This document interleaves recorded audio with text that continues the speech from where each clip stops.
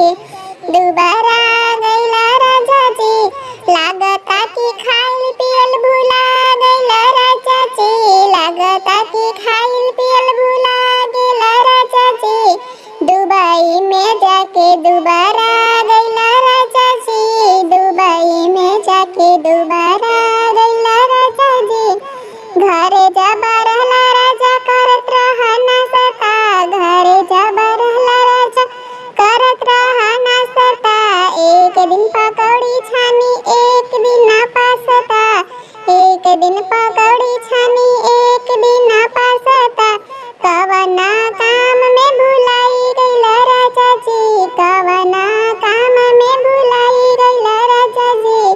Dubai में जाके दोबारा गैला राजा जी। दुबई में जाके दोबारा